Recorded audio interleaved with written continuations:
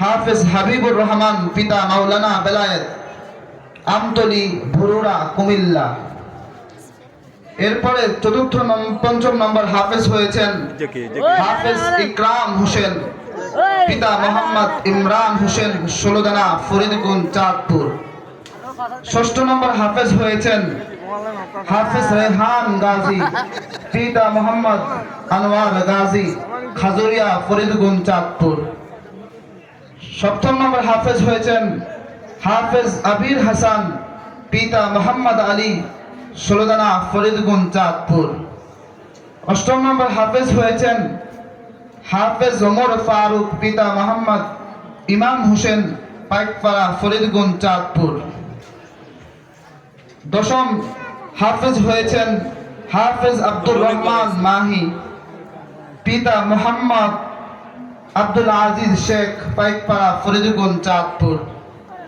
11তম হাফেজ হয়েছেন হাফেজ রায়হান খন্দকার পিতা মোহাম্মদ ইব্রাহিম খন্দকার ষোলদানা ফরিদগঞ্জ চাঁদপুর। এরপরে 12তম হাফেজ হয়েছেন হাফেজ মামুন হোসেন পিতা মোহাম্মদ মুজাম্মেল সর্দার সিকালিয়া ফরিদগঞ্জ চাঁদপুর।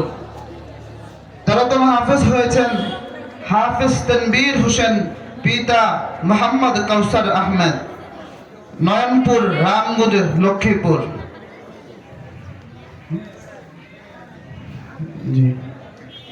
এরপরে 16তম হাফেজ হয়েছেন হাফেজ আবু ইউসুফ পিতা মোহাম্মদ আবুল বাশার বাগফুর ফরিদগঞ্জ চাঁদপুর।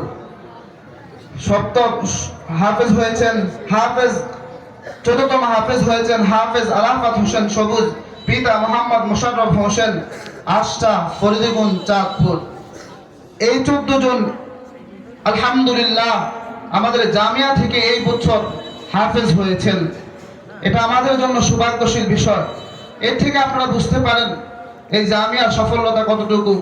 আপনাদের দোয়ায়, আপনাদের সহযোগিতায়, আপনাদের সাহায্যে এই পর্যন্ত আমরা বুঝতে পেরেছি। আপনারা যদি একটু যদি আমাদের দিকে এগিয়ে আসেন, দোয়া নিয়ে আসেন, সাহায্য নিয়ে আসেন, অর্থ নিয়ে আসেন, তাহলে ইনশাআল্লাহ আমরা একসময় আরো সাফল্যের দিকে এগিয়ে যেতে পারবো। 2025-26 শিক্ষাবর্ষে হেফজ শুনানি রিভিশন সমাপনীকারীদের ছাত্রদের তালিকা 1 নম্বর